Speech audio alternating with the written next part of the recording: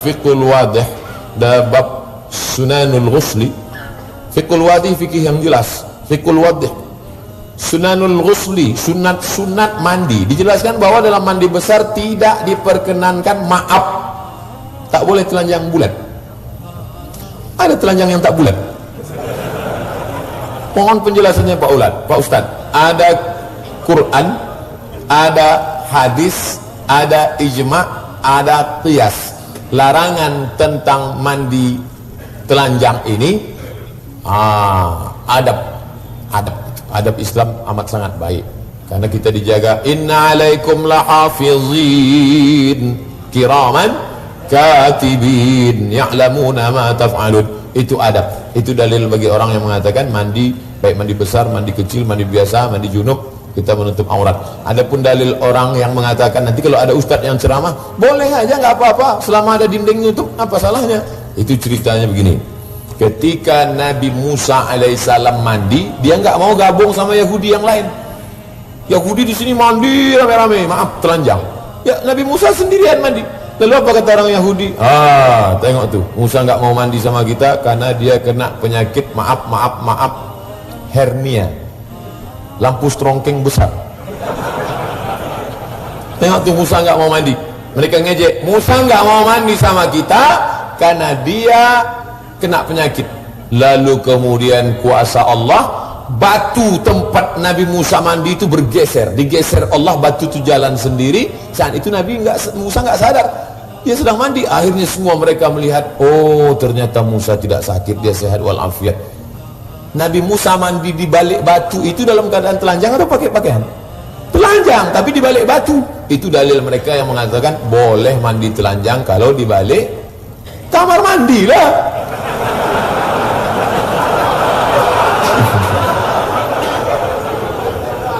Tapi kalau mau adab, bagus pakai basahan.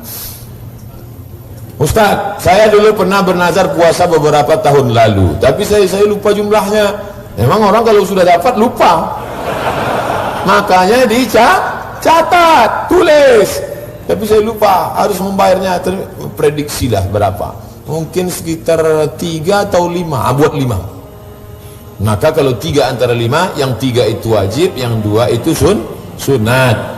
Puasa itu puasa apa yang wajib puasa? Puasa Ramadan, lagi puasa qada, puasa mengganti, lagi puasa nazar.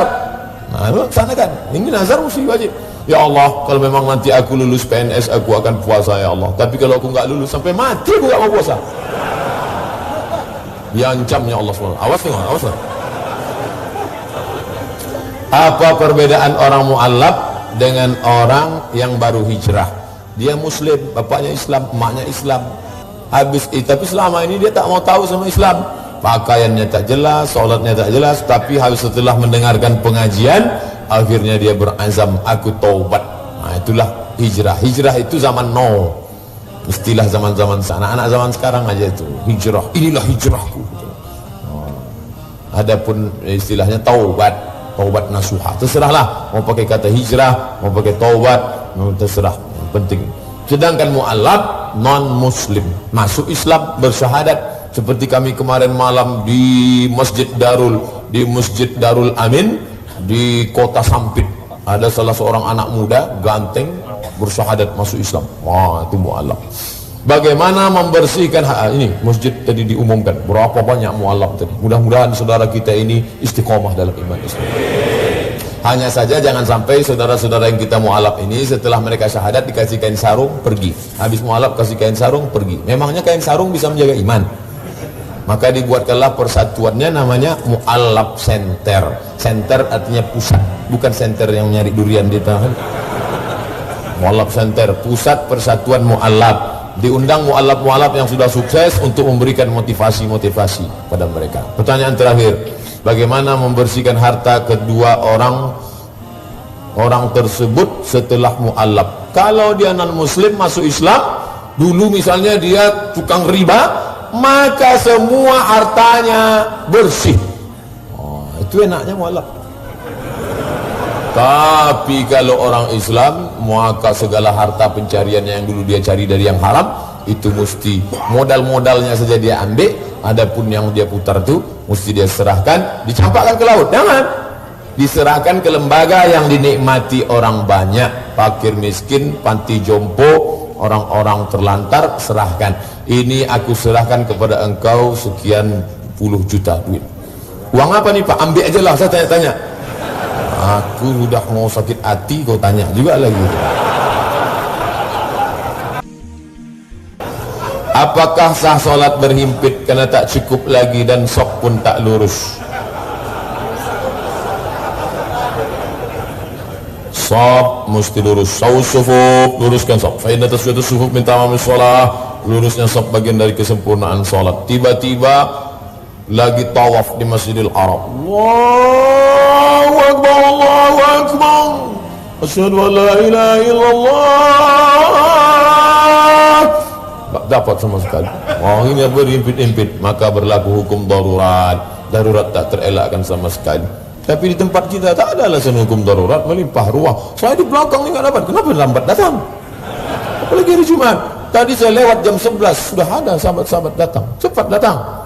Orang yang datang pada saat pertama dapat kurban seperti seekor onta, datang saat kedua seperti berkurban seekor sapi, datang saat ketiga seperti berkurban seekor kambing, dan saat keempat seperti berkurban seekor ayam, datang saat kelima seperti berkurban sebutir telur ayam.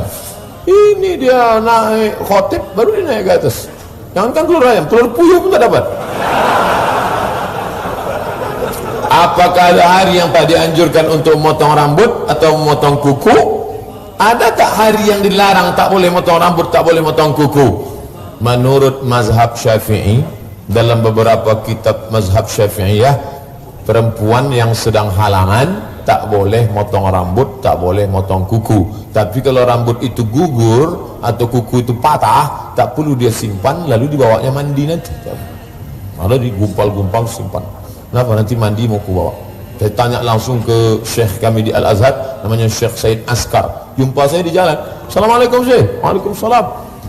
Fi baladi kanat imra'atun idza saqatat ash'aruha, kalau rambutnya gugur, atau asfaruha, atau kukunya, ihtafazat biha, dipegangnya, thumma tasalat biha fil ghusl, kemudian dipakainya mandi. La ya bni, kata Said Askar, la hadza, kata dia, la syai', tidak perlu, karena ini seperti sampah saja yang gugur. Yang gugur mandi, biarkan gugur, lalu jadi tak perlu air itu disaring pula, disaring rambut, biarkan saja gugur, tapi jangan motong. Lalu kemudian anjuran, bukan larangan. Idza ra'aitumul hilala dzul hijjah, kalau kalian melihat hilal dzul hijjah, wa arada ahadukum an yudhi, kemudian kalian mau berkurban, falyumsik an sya'rihi wa azfarihi, maka tahanlah rambut, tahanlah kuku, jangan potong. Dari mulai tanggal 1 Zulhijjah, 2 Zulhijjah, 3 Zulhijjah, 5 Zulhijjah, 7 Zulhijjah, 10, setelah motong baru. Tapi itu tidak larangan, itu sunnah. Ada lagi larangan? Ada, ketika ihram, labbaik Allahumma umrah, sejak bertalbiyah itu tak boleh. Jangan cabut bulu hidung, tak boleh. Jangan memotong kuku, tak boleh. Apa hukum seorang fotografer memotret acara lamaran waktu menikahnya masih beberapa bulan ke depan? Apa bisa disamakan dengan foto prawedding yang sudah disepakati haram dilakukan? Lihat posenya dulu. Posenya ramai-ramai dengan keluarga, pakaiannya menutup aurat, nggak apa-apa. Tapi kalau posenya macam sudah nikah 3 tahun yang lalu, lalu kemudian memakai, karena saking buru-burunya, pakaian-pakaian yang belum selesai dijahit pun dipakai. Ada yang kurang dijahit di bawah, ada yang kain kurang tinggi 170, kain 70, ke atas kurang, ke bawah kurang. Maka janganlah. Sedangkan kita minta kepada Allah salamatan fid din, selamat dalam agama, wa afiatan fil jasad, badan sehat, wa ziyadatan fil ilmu bertambah, wa barakatan, tak ada berkahmu saudaraku. Padahal banyak pekerjaan, walaupun kau fotografer, banyak yang bisa kau lakukan lebih baik, lebih bermanfaat, bisa berkah kau bawa pulang, kau kasih ke anak istrimu. Ala hadhihi niyyah al-Fatihah. A'udzubillahi minasyaitonir rajim. Bismillahirrahmanirrahim. Alhamdulillahi rabbil alamin. Ar-Rahmanir Rahim, Maliki Yaumiddin. Iyyaka na'budu wa iyyaka nasta'in. Ihdinas siratal mustaqim, siratal ladzina an'amta 'alaihim ghairil maghdubi 'alaihim waladdallin. Amin. La tada' lana dzamban illa ghafartah. Segala silap salah dosa kami ampunkan ya Allah. Wala aiban illa satartah. Segala aib cacat kami tutupi ya Allah. Wala musafiran illa wasaltah. Yang musafir sampaikan ke tujuannya ya Allah. Wala maridan illa syafaitah. Saudara kami yang sedang kau uji dengan penyakit, angkat penyakitnya ya Allah. Wala mayitan illa rahimtah. Yang sudah meninggal dunia mendahului kami, maafkan silap salahnya ya Allah. Curahkan rahmat kebaikan padanya ya Allah. Wala raghiban illa anjabtah. Yang ingin punya anak, berikan anak-anak yang soleh dan solihah ya Allah. Wala aziban illa zawwajtah. Yang akan menikah, berikan jodoh yang baik dan mudahkan urusan pernikahannya ya Allah. Allahumma aslih syababal muslimin, pemuda-pemuda kaum muslimin, berikan perbaikan kebaikan pada mereka ya Allah. Allahumma dafa'na al-ghala wal waba wal fahsya wal riba wal zina. Jauhkan negeri ini dari malapetaka, bencana, riba, zina, narkoba, perbuatan keji dan mungkar. Rabbana atina fid dunya hasanah wa fil akhirati hasanah wa qina adzabannar. Wa sallallahu ala sayyidina wa maulana Muhammad wa ala alihi wa sahbihi wa sallam. Walhamdulillahi rabbil alamin. Taqabbalallahu minkum minna wa minkum taqabbal ya karim. Terima kasih, mohon maaf. Wassalamualaikum warahmatullahi wabarakatuh.